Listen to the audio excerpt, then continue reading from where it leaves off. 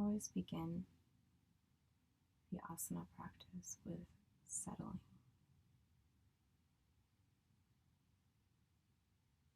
This is the kapha phase, kapha energy. We're settling, resting, opening, softening, and making space. And from that peaceful space, our thoughts can arise. And that's the vata energy.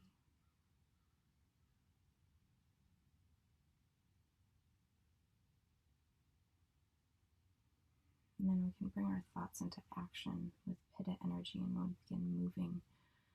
But first, we need to settle. So just start to relax. Notice your body, settle into your body. Feel where there might be spots that need attention.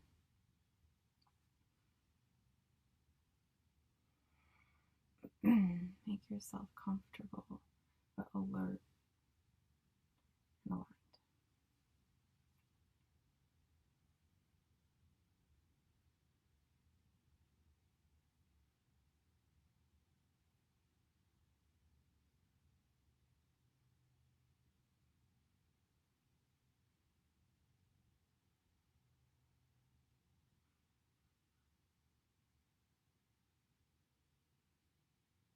And so thoughts are arising right now.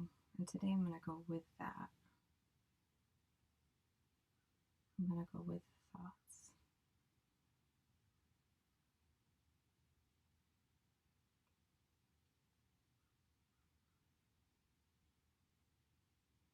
My thoughts that are arising are, how do I justify making a video and sharing my thoughts with you? And I wanted to talk about the goddess today, and one of the roles of goddess is teacher. And when I'm trying to be a teacher, it's not about feeling higher than the student. It's about, I have something to model and to give. I'm not perfect. I'm not better than you. I just have something to share and to model. And I am a kindergarten teacher, and I never feel superior. So I'm trying to feel that same way in this space where I'm trying to teach adults. And me being a teacher to you does not mean that I am superior to you. Okay, it doesn't mean I think I have some better wisdom. I'm just sharing what's happening for me, and I think that's valuable to do. So I will take the seat of teacher and goddess. And I want to talk about the goddess today for women and men. This does not mean, I'm a man, so this one's all about girl stuff, so I'm going to check out. The goddess exists in all beings, just as the Father exists. So I'll probably talk about duality a little bit and my very vehement belief about that. Because I've had many discussions with people about duality and how, well, duality isn't real, it's non-duality, and everything is one. And I sing songs about everything being one. I totally agree with that. But my stance is that I believe in one God, goddess. That there are two in the one. That the atom has two charges. It's one atom, but there's a positive and a negative charge. Opposites are real and they exist, and that's how things exist, through the opposites. And the opposites attract and become one whole. So you think of the yin yang, and we have the one side being black, one side being white, one side is death, one side is life, one side is masculine, one side is feminine. It doesn't mean that feminine corresponds with life or death. These are just opposites that exist in our duality. And our duality is our reality. This reality, this realm we're in, exists because of duality. The duality of the two in the one. We wouldn't be here without it. So you can say it's not real or whatever, but it is, because that's how we're here. So the ignorance of the, I just love words, the ignorance of the feminine component or of the dualistic nature of our reality has caused a lot of the current suffering that we have. We have allowed the masculine energy to dominate, and the masculine is supposed to be in balance with the feminine. And I was thinking this morning about, so how as above, so below, as within, so without.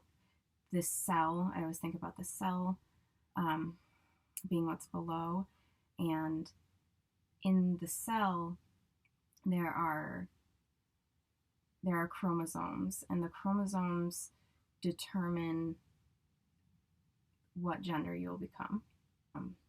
The female can only give the feminine gender. Like, that chromosome is all we have. The male has an X and a Y chromosome, so he can contribute when the two split, and then he has his sperms, and each cell has one of the chromosomes.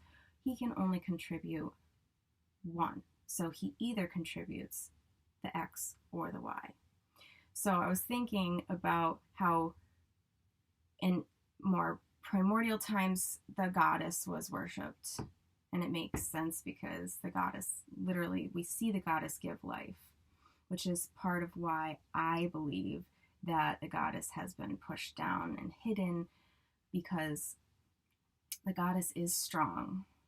And if you're trying to present the idea that the feminine is weaker or more frail than the male, then you don't really want to talk about childbirth or anything that shows the strength of the woman. So if you have witnessed childbirth, you cannot deny the strength of a woman. And as a male, you might fear that strength. So much that you might convince whole societies of people that, oh, you aren't strong enough for this. You need these things that my medicine has come up with. You can't do childbirth on your own. You might even try to convince women of that, maybe. So the suffering that exists now, I believe, comes from an imbalance in where the focus is. So the focus has more recently been with the male dominating. Oh, and that's why I was talking about the chromosomes, because in what's below actually is that it's like a 3-to-1. There's the mother can give X or X, and the dad can give X or Y. The feminine chromosome actually dominates.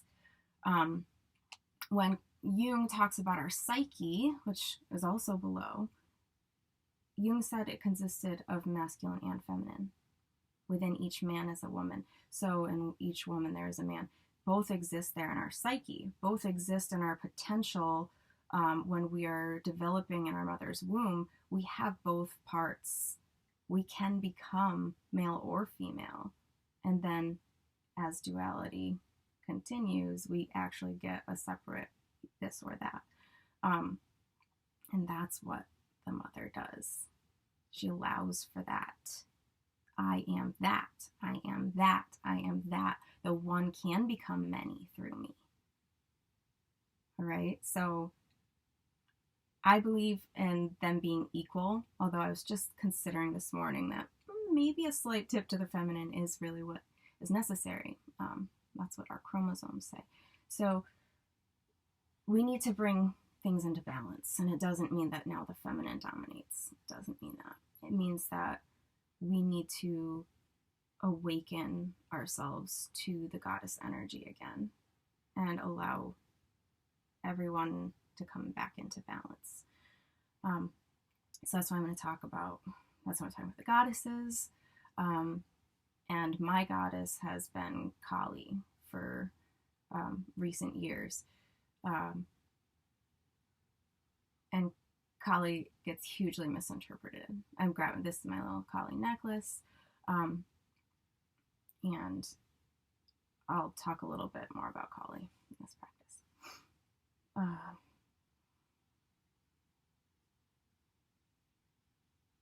Yeah. Okay.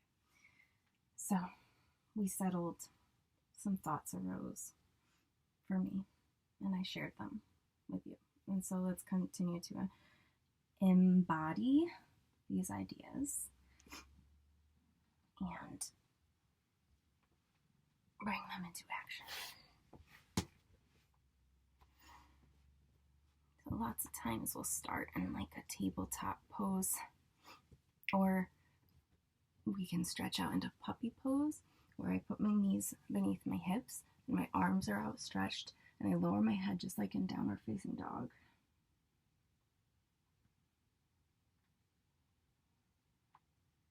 And your toes can be tucked or released.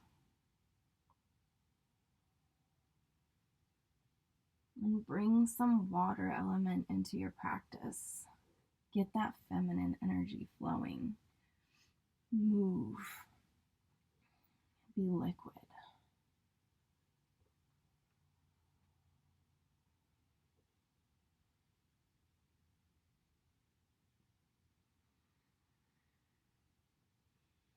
Emotion, energy in motion. Move and sway.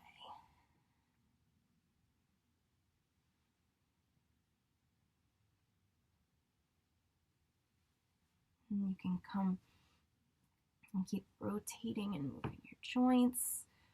You can come into your tabletop. So knees are beneath my hips, my hands and wrists are beneath my shoulders. Okay. And with your feet, the tops of your feet pressing down into your mat, like give a little lift of your knees if you can. And then maybe a rounding of your back. And we'll do some cat-cow pose here. So, and an inhale, and bringing my heart and my throat and my eyes forward. And my tailbone is rising up. And then I'm going to slowly bring my tailbone down toward the floor and my crown down toward the floor. And while I'm doing this, you can get lost and think that like this is easy and simple and I'm going to take my mind out of this. I don't need to give this my attention. But again, remember, yoga is the yoking of, so you need to bring your attention here into the body and try to keep it there, which I'm not great at, like I said. But I'm trying to keep awareness in my feet and in my fingers while I'm doing this. I'm trying to keep awareness in the muscles that wrap around and hug my bones. I'm trying to be aware of all of that while I'm bringing my tailbone up and down. So it might seem easy, and so you think you can like take your mind out of it, but you need to keep your mind fully on this task. Mindfully on this task. So I'm going to bring my shoulders down, away from my ears. And this, I do an inhale here. And then as I curl my spine and I bring my tailbone toward my mat and my crown to my mat, I'm also really sending energy through my arms and I'm opening them up, shining those creases forward, as Adrian likes to say. Don't want to take anybody's terms. And then I I'm pressing through my hands. I'm pressing through the tops of my feet and engaging my muscles and my thighs, and they're helping with my curving. Okay, so this was the inhale and my shoulders were away. Then I'm exhaling. Inhale. Exhale. Do 2 more. I'm going to stop talking so you can try to get into your body.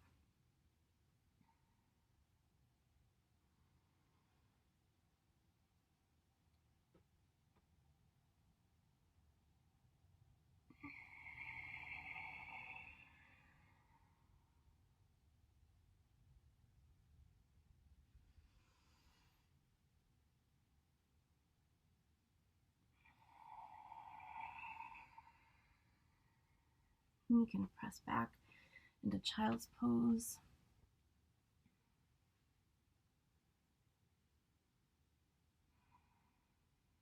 And I just thinking, when I say, lots of times you say things and they seem like they're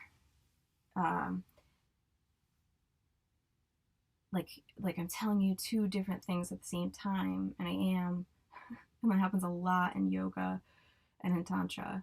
And so when I tell you that when I tell you that I believe in one and many, that I believe in we are all one being and duality is real, when I say that, I mean both things, and yep, I think both are true. So when I say you need to keep your mind fully on one thing, and then I'm telling you to be thinking about hugging your muscles and breathing and all of this stuff, I am talking about doing that all at the same time. But it takes practice, and it's really hard, and that's what this is about. Okay? So mindfully in our body, but I am telling you to try to attend to multiple things because they have to be done in conjunction in order to get the full effect. But it takes time and effort and practice. Okay, so you can come out of your child's pose now. We're going to come into our tabletop pose again. At this time, really trying to align our spine like one straight line that comes out from my tailbone and works its way up through my chakras, all the way through my spine, my heart, my throat, and out my crown. Okay? So I'm a table with the flattest top. And I'm going to lengthen now. I'm going to try to lengthen across my table.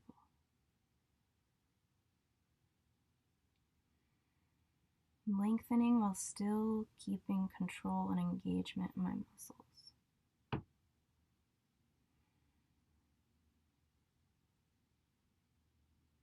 And now I'm going to move into a plank pose, trying to maintain that alignment of my spine and that firm table I just made. I'm going to tuck my toes in the back, and I'm going to lift my knees off the ground, and then I'm going to slide your toes might need to come forward or back to make your whole body a plank now, a board. I'm standing firm and strong.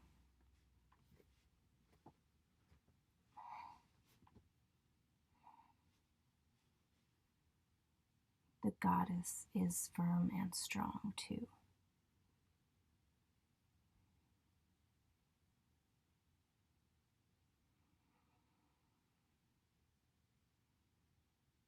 And then at any point you can drop your knees down. But then I'm going to shift my weight forward. I'm going to hug my elbows in, and I'm going to slowly lower down onto my mat. And then I move my toes out. Don't even know if you can see me right now. I'm going to lift up my head. Again, your back muscle is doing a lot of work here, if you remember from last week. And then lower.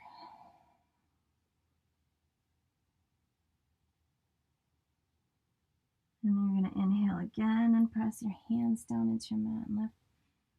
Maybe you can come a little higher. And you're going to tuck your toes in the back, and we're going to push all the way through Adho Mukha Svanasana.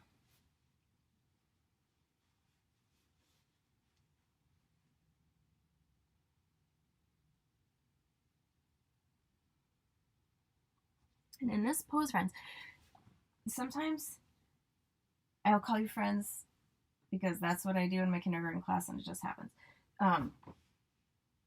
Sometimes it's nice to have a wall behind you. And you can press your heels against the wall and kind of play with that feeling when you're in downward facing dog as well.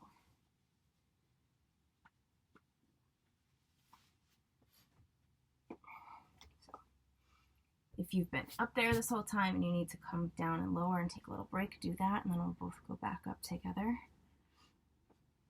Remember, your fingers are spread. They are pressing. I do an angle. Some people do their index finger pointing straight toward the front of the mat, and some people do a little tilt, and I do the tilt, and it helps me to open up this, turning out of my arm, the outward spiral all the way up. But our bodies are different, so you have to find which one works best for you. So I'm giving you those options. You can kind of play anywhere in there. And I'm pressing the pads of my fingers and my palms into the floor, and I'm really engaging in my arms, hugging my muscles to the bone, and also hugging my bones toward each other. So my both of my arms are all the bones. I'm imagining them coming to my center, my midline, coming toward each other. So I'm creating lots of engagement here. And then I can start to lift my knees and bring myself back, keeping my head in between my arms that I just made so strong. And I'm just resting my heels against my wall right now because it's the beginning of the practice. I'm going to play and pedal my feet and see if I can see where they're at right now.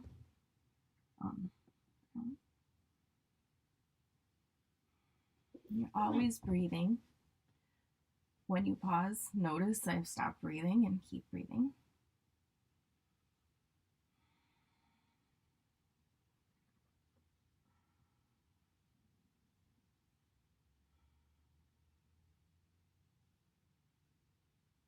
And then you're going to come back into that plank pose, and you're going to bring your right knee and foot right through your midline and put it between your hands. And then you're going to create some engagement in your leg and start at your root. Remember, lifting here, getting stable, ankle beneath your knee, coming up. Checking in with my root. Am I tipped back? Yes, I am a little bit. I'm going to bend that back knee so I can come forward, shifting my center below me, noticing my alignment. Then I can straighten that back leg again. And I'm going to bring my hands up through my middle. I know you can't see my face. Sorry about that. Inhale, raise your arms up. Exhale, turn that back foot so it's pointing this way. Parallel with the end of your mat. My front foot is staying pointing this direction, the long direction of the mat. And I'm aligning my front heel with my back arch. So my right heel is lined up with the middle of my back arch. And if it's not, I'm going to move it. Okay, start at your root again. Bringing my tailbone down. Bringing this right part of my hip in and out. Opening my back hip. Last week I was talking about how this is so difficult because of all this tightness here, and our like sexual center, our root center.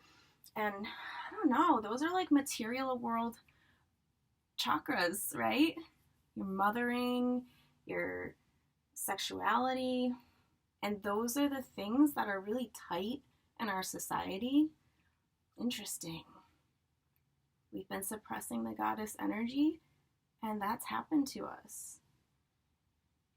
So, and then you can bring your hands out like a warrior, like Durga, the mother goddess. All the goddesses, it doesn't matter the names. These are just the ones that I've learned. It's all one goddess. It's just different manifestations, different symbols that resonate with certain cultures. So you really have to find the goddess that resonates with you. But it starts with learning about them. So, and take 2 more deep breaths in this pose. My gaze is over my front hand.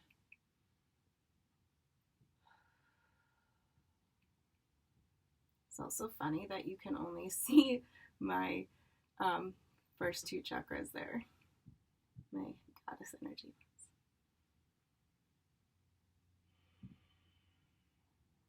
Then you're going to straighten your front leg. And we're not going to go into triangle pose. We're just going to put our hands on our hips and take some deep breaths. And then we're going to bend the front knee and rotate on our back foot back into the lunge. And then you can press your hands down, bring that foot back, press right back into downward facing dog.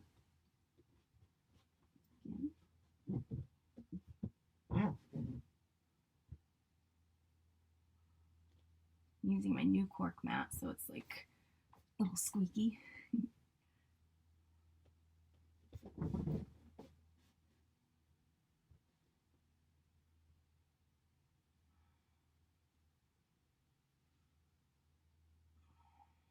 And then I'm going to shift over our shoulders. Our shoulders over our wrists. Bring our left foot forward. And this is like really hard for lots of people. And I like almost always have to lift my hand to do it. So one of my goals is just, can I keep that firm and steadily down? Working on it. So first my root. And I'm coming up, ankle below my knee. Checking in. Am I underneath? Am I aligned? Is my root relaxed and down? Is my creative center feeling relaxed and above my root? And so on. Then I can straighten my back leg.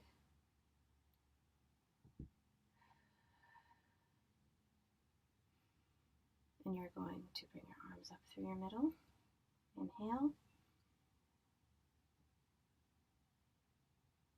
Exhale, back through your middle.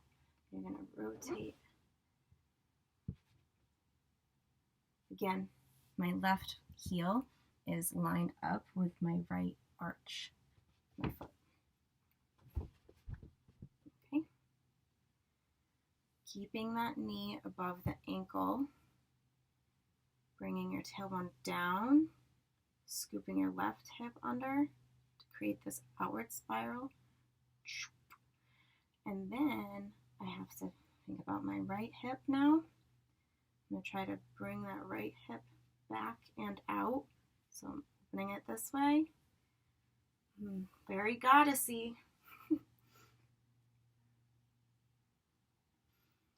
And again, you're going to gaze over your front hand, which is straight out. And breathe.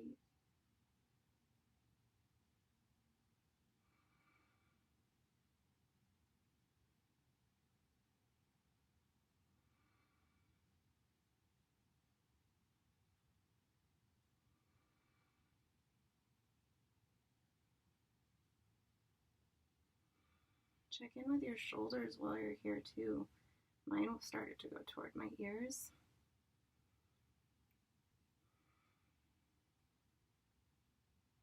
And then straighten the front leg, hands to your hips. Take some breaths.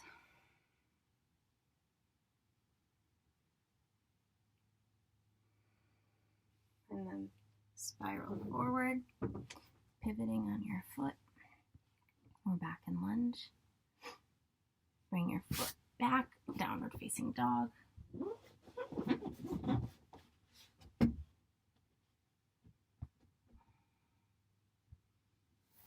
Maybe move around in down dog. I'm like walking my hands back, seeing what it feels like to be more back here. Maybe I want to bend my knees and embrace my goddess self and open up a little bit and come forward. Do some freestyle here, ladies and gents, connecting with their feminine side.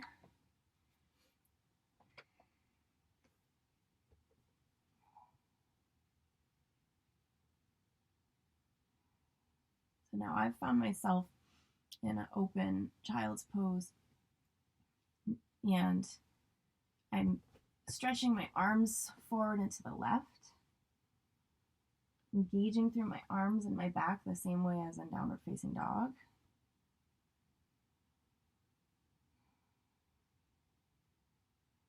And then I'm going to slowly walk my hands over to the other side.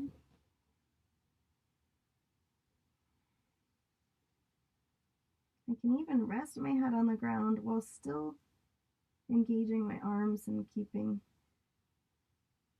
them working.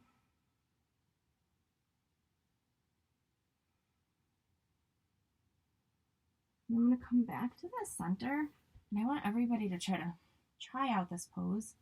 Like I said, we're all at different stages, and our culture has made us so tight here. And I just want everybody to try it. But if it's too much, you need to do what's comfortable. And I want you to play here with just settling into that root area. Really dropping your tailbone down and just relaxing. And again, if you're too tight, you won't be able to relax. So don't do this extreme. But just like moving around, kind of like a jaguar or something like that. Dropping into that spot in your hips, in your sacral area. And move and rotate like you can take your right arm and you can kind of reach it over in that left direction that we did and drop down. Maybe you can even feel comfortable enough to take your left hand and bring it around your back to your other inner thigh.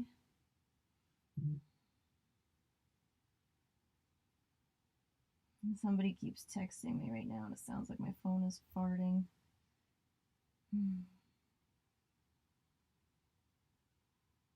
That's okay. And then I'm going to release. And then I'm going to lift my head up.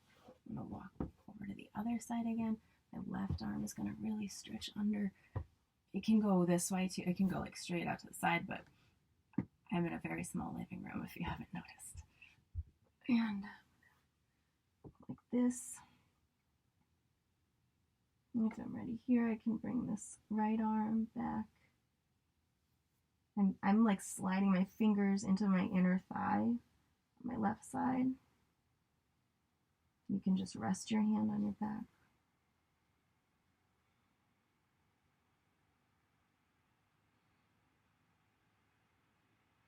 And I'm trying to use, this is what's so important, that we have to embrace the goddess. I'm trying to use my root chakra and my sexual center. I'm trying to work there, and in order to be able to open my heart,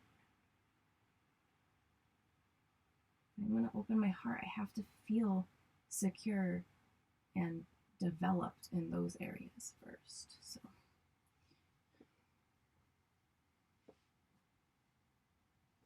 And that's why you have to love yourself before you can love others. Okay, wherever you ended up, just kind of work your way back into tabletop. Remember, tabletop is my hands below my shoulders, my knees beneath my hips. My toes can be tucked or my toes can be flat down on my mat.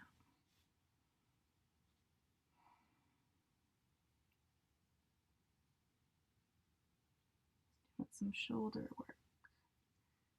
Bringing my shoulders one at a time away from my ears.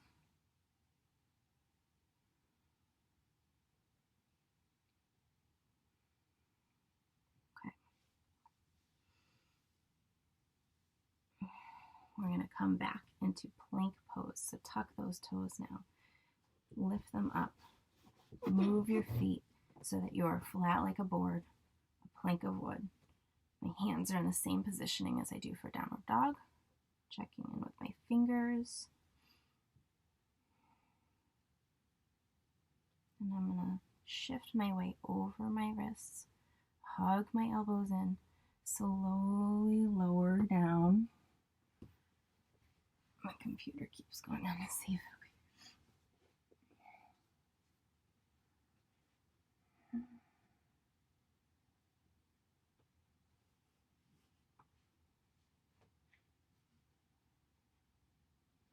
Again, inhale and raise your head and your chest.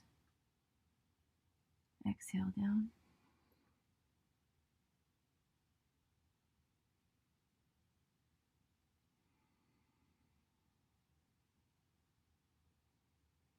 Inhale, head, chest, heart.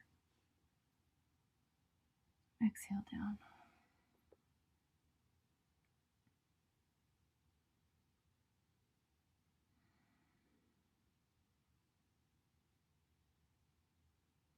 Inhale again, and lifting your chest, but pressing your hands into your mat to lift back up into plank. And then from here, I'm going to bring my right knee forward, and I'm going to rest my foot down so that I can come into pigeon pose. Right, so here's my foot. You can kind of point it down that way, or you can keep it like this. You can play around with your feet here and bring it extra, like more perpendicular with your knee. You can keep it at an angle. Depends what you're wanting.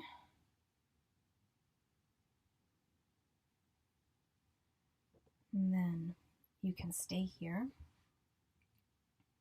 Just feel into your hips. See if you can get some fluidity there. Bring the water back. We had a super big full moon last night. Last night was Halloween. And the full moon was the first one on Halloween since 1944. Won't happen again for a very long time. And the moon being full is a kapha energy. It is water. It is feminine. Just like when you're in your mother's womb and you're floating in the water. So you can stay here. You can lower down onto your elbows if you can go there. You can rest your head on your hands. And you can rock. I'm rocking forward and back gently, working on that water.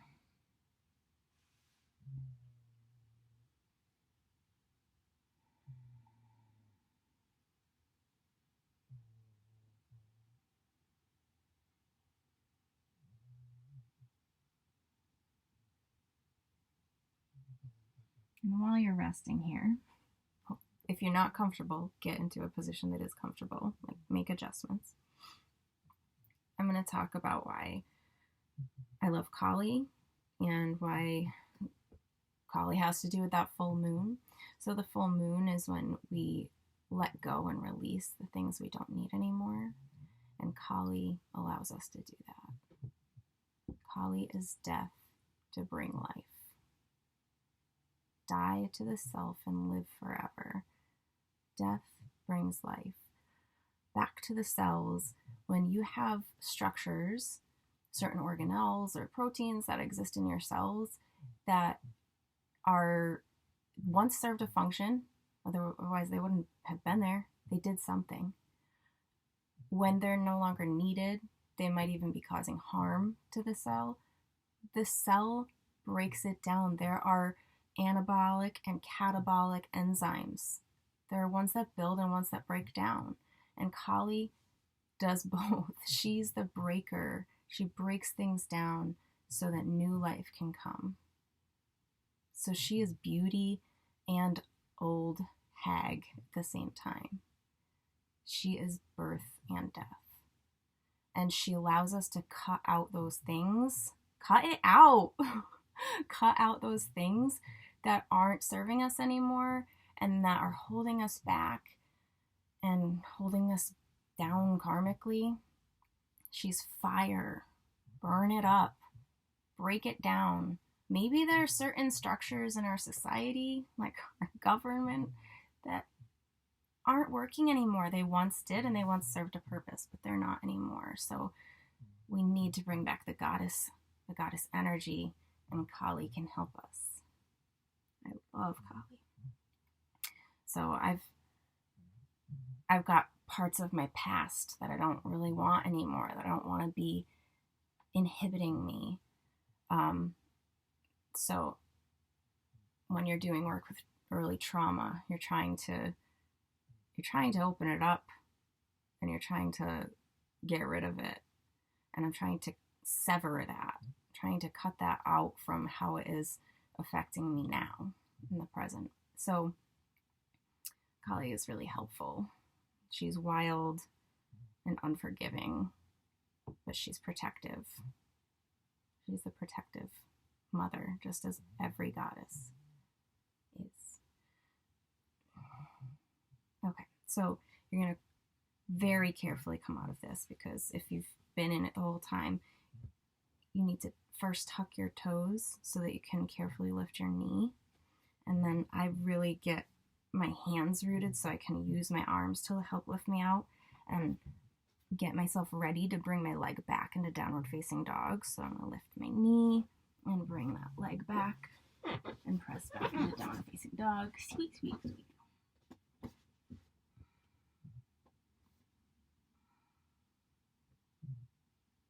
And bend your knees, rotate your hips, rock them in and out and side to side. Bend your knees.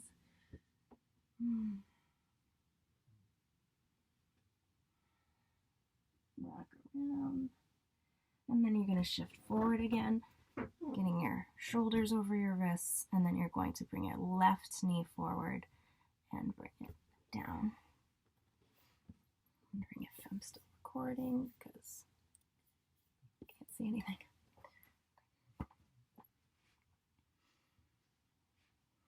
I know I'm super low tech right now because I just started doing this and I just want to keep putting stuff out there. So even though it's poor sound and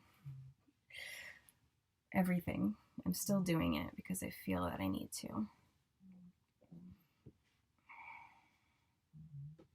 And that's, again, the goddess.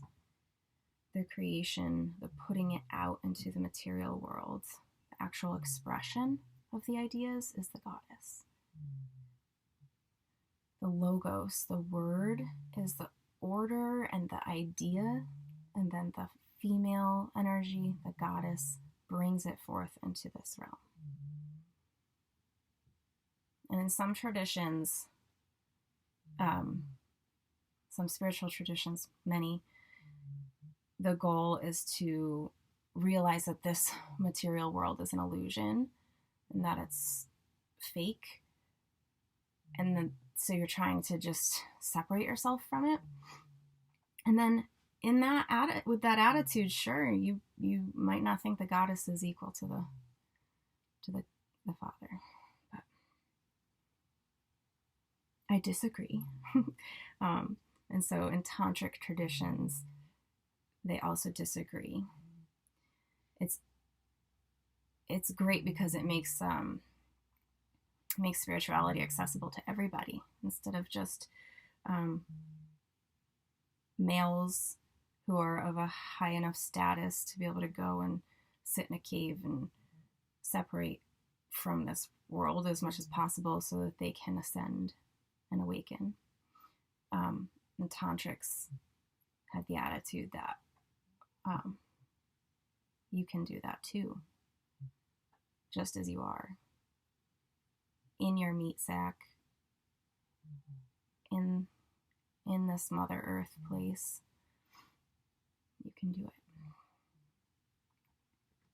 We can awaken too.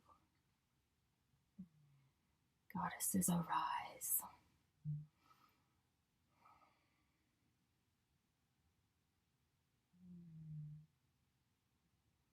And then again, like I said, you can put your elbows down and you can rest. Really just be here. This is, if you can find the comfortable way to be in this pose, it's a very restorative pose. Again, kapha energy, rest.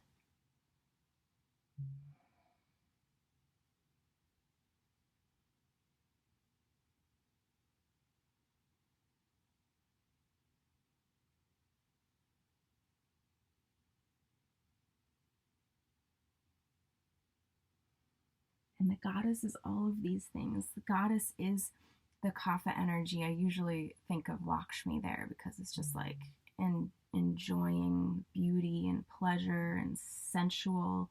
But the goddess is all things, and that's why all of the different depictions of the goddess are parts of us. So the goddess is that, but the goddess is also fierce and fiery and brings destruction when we need it. You want to destroy some things. You want to destroy your old patterns. You want to destroy your clinging to anything that is, you want to cut off all those things that are holding you back.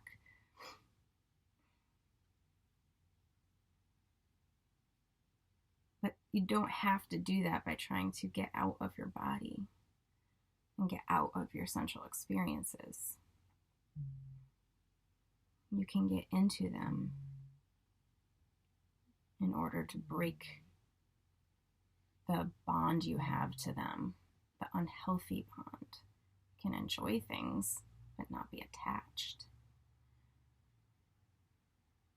You can find value in things without being attached.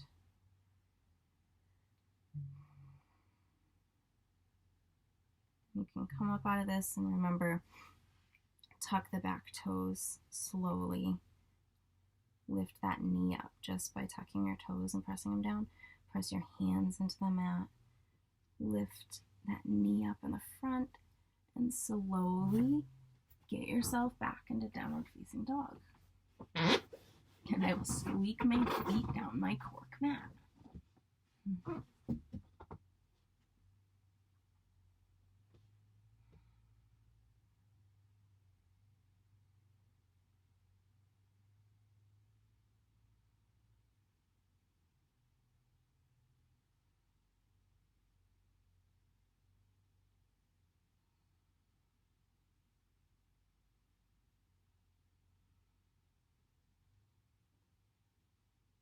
So the goddess can flow, but she can also be firm and strong and endure.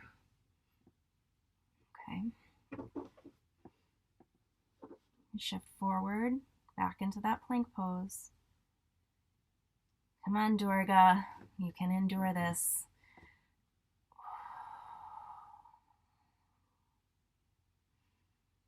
Breathe.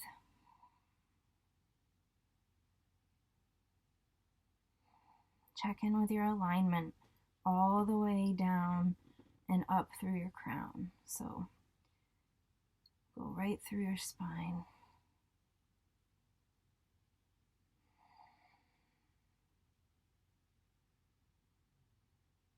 You can gently Rest your knees on the mat. Shift your weight back into child's pose.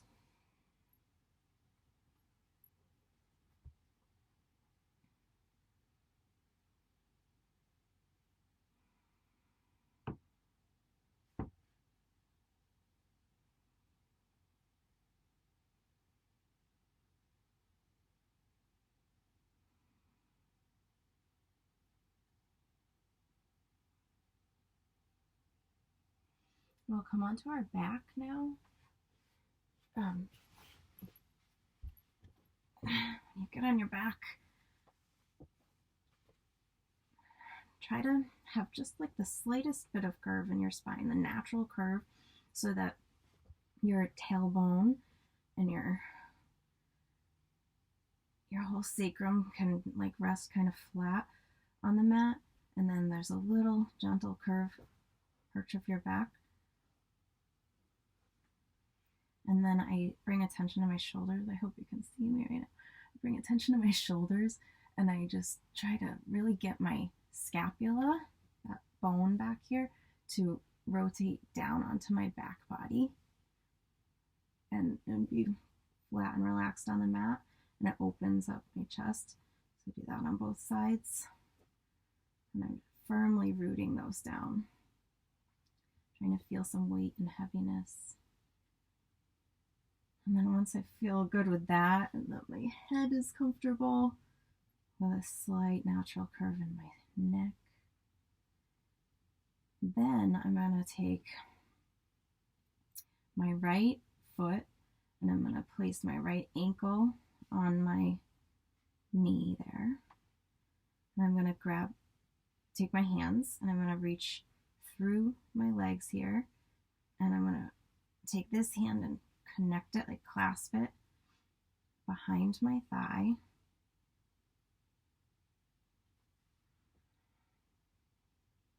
And then I'm going to flex my feet. And I'm going to draw my left knee toward my heart.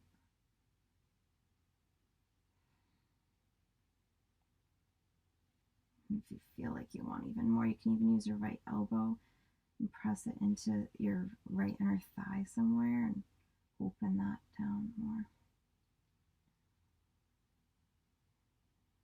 And breathe. So you welcome the goddess.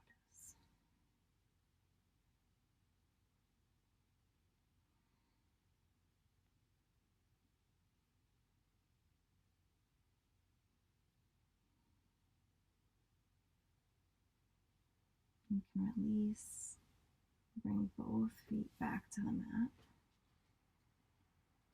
Check in again with your shoulders, your spine.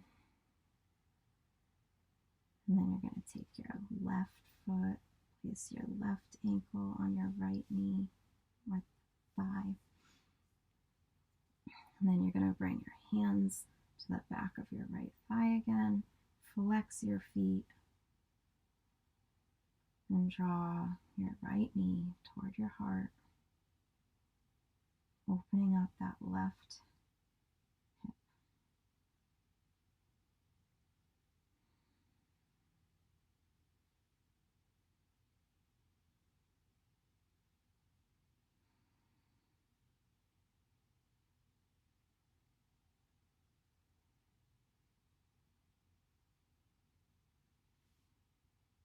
Sometimes I like to release my clasp a little bit and really just also relax into my shoulder girdle too. Your hip girdle and your shoulder girdle reflect one another. So if my hips are tight, my shoulders and that area might be tight. So again, I gotta work on my root and my sacral area. Sacral, sacred. Ooh. I have to work on those in order to open up my heart chakra, my throat chakra.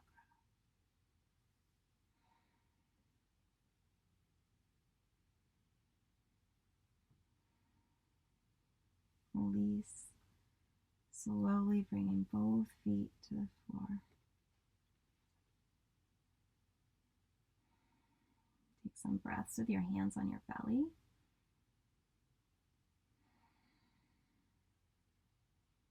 And if you're feeling comfortable with it, you can let your knees drop out to the side. Another goddessy pose here. Again, my tailbone is trying to have it rest flat on my mat with a little gentle curve on my spine, and my shoulders rooted down into the floor. My hands are on my belly. My feet are together, touching each other. And if this is not easeful for you, you just grab some cushions, some pillows, blankets, roll them up and put them under your knee on each side to catch. And then once you have that support, you'll be able to relax down. The mother gives support. The mother makes us feel safe and nurtured. And if that's been missing in our society, then we're not going to feel safe and nurtured and able to relax, to generate our own ideas, and to put them forth into the world.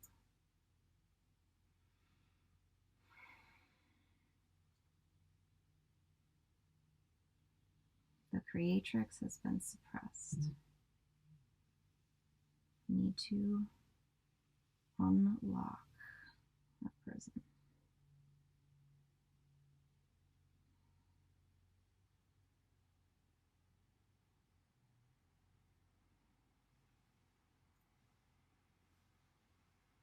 Feel your belly. Maybe rub and make some circular movements, watery fluid energy.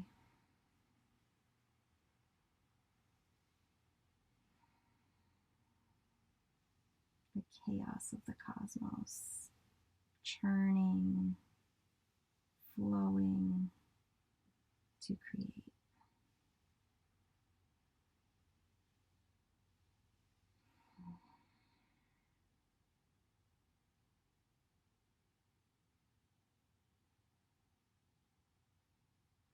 And if you haven't watched Joseph Campbell's The Power of Myth, read the books, but then there's a series that you can watch. The Power of Myth is insanely awesome. And Joseph Campbell died on my birthday, which was 2 days ago, October 30th. I certainly feel a connection to him.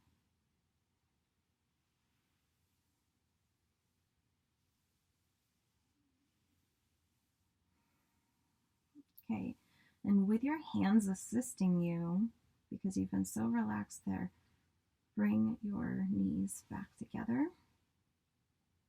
You can bring your knees toward your chest now and give them a hug. Love yourself.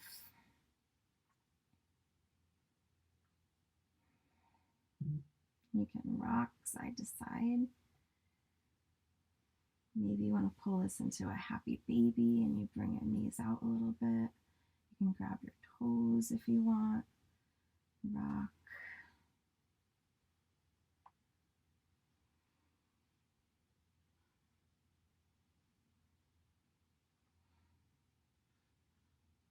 And then rock to one side, probably your right side.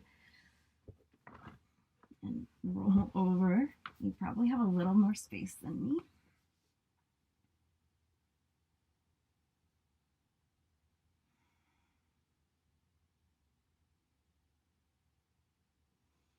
And you're going to press with your left hand into the floor and slowly bring yourself up.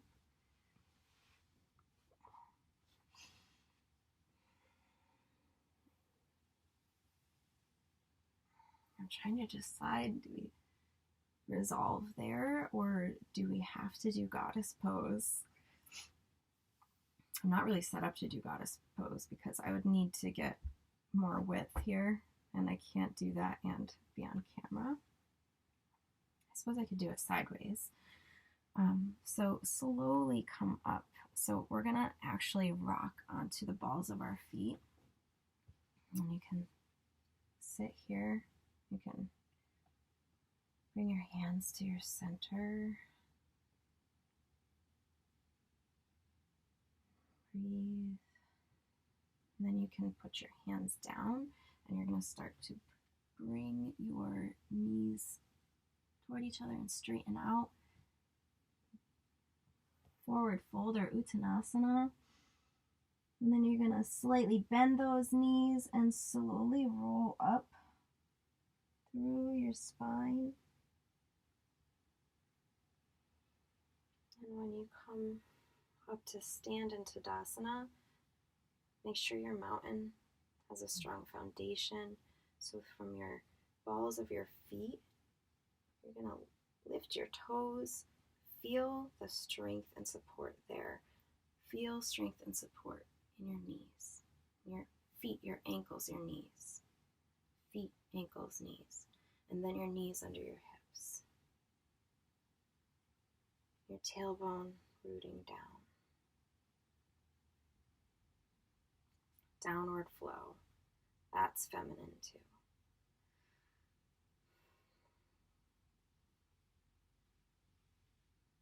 And go all the way up through your centers.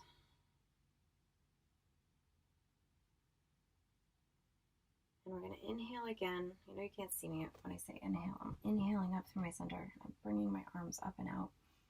You're still standing. And then I'm going to come into goddess pose. So I'm going to spread my feet out. I'm going to find a comfortable distance where I feel like I can lengthen and extend, but I have support. I'm going to bring awareness to my tailbone. When I root down with my tailbone, I open up in my hips and my creative center, and it gives me support all the way up. So I open my heart and my chest and my throat, and my arms can come out. And then I'm going to slightly turn my toes out. So my toes are going out this way, just slightly. And then I'm going to bend my knees. And then maybe you can turn your feet out a little more. And again, I'm rooting down here, rooting down, bending my knees. In squat pose, women can birth children like this. Don't see that happening too much though in the hospitals. It's a man's world, man. Or it has been. Okay. And you can bring your hands up if you're feeling stable here. Bring your hands up and you can bend your elbows.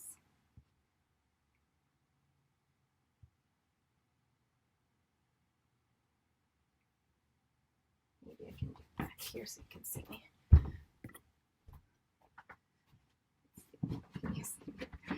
So,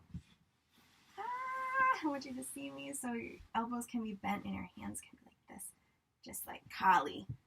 And Kali stands like this upon Shiva, and it's not about domination. It's about creation. So Kali stands in this goddess pose on Shiva's body, and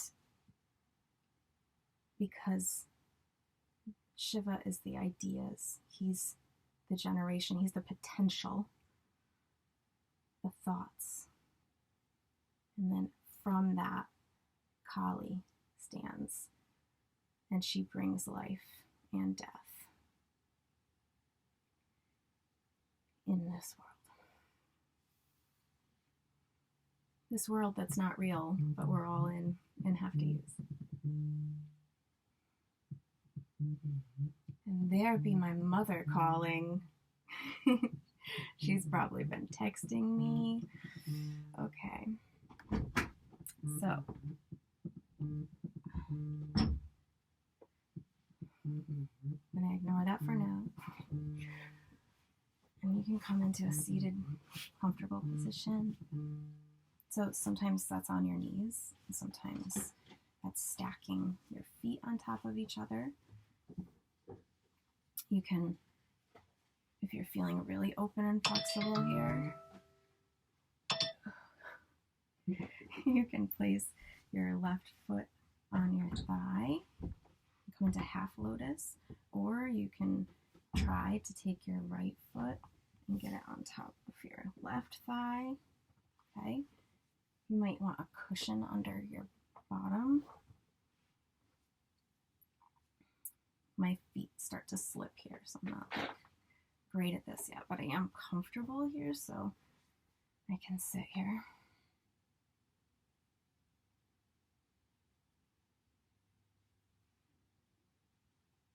I'm not comfortable enough because this leg is like pushing into my shin bone, and that's not going to be conducive to me sitting easily, so I'm not going to do that.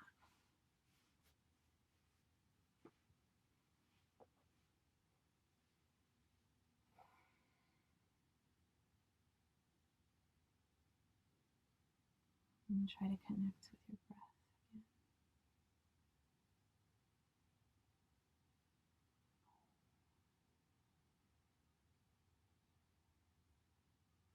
And Saraswati rides on your breath. Goddess of knowledge and creativity.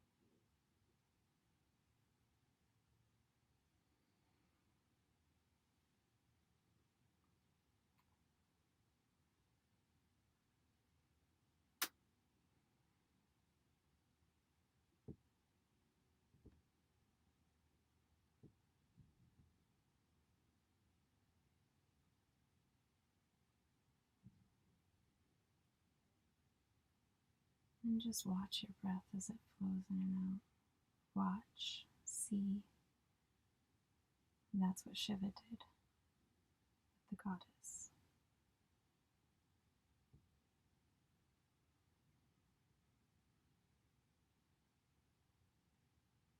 See her.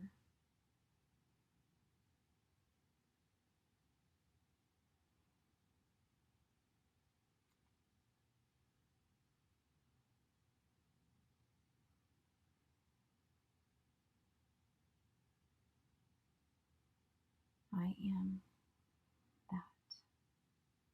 I am that. I am that. I am all of these things, and they are all me. We are one.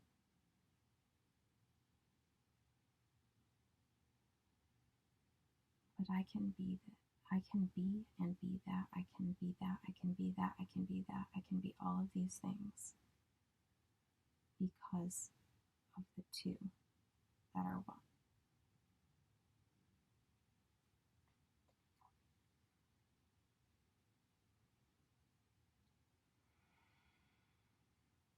So listen to that I am that. The inhale, when you constrict your throat for Ujjayi breath, it sounds like I am, or it sounds like him, sa, that. So when you exhale, you say it's that. Him, sa. This is Saraswati's swan. Him, sa. She rides on a swan. She rides on your breath. Him, sa. I am that. I am who I am. I am that which is. And so let's just do that Ujjayi breath. I am that.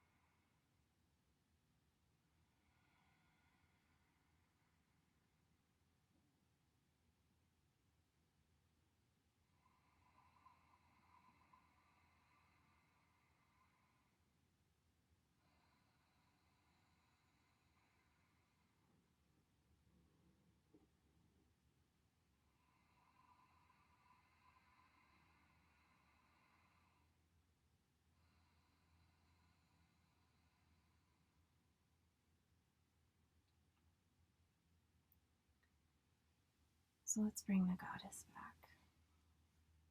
Go find her. Go find her in whatever form you need to see. Just let her be seen. She is you.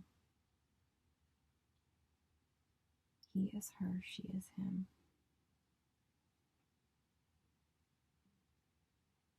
One though many.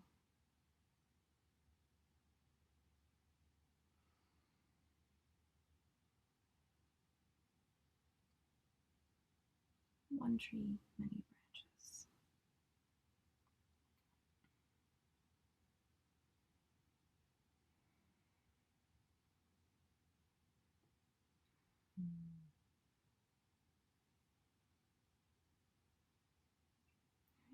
Find your goddess.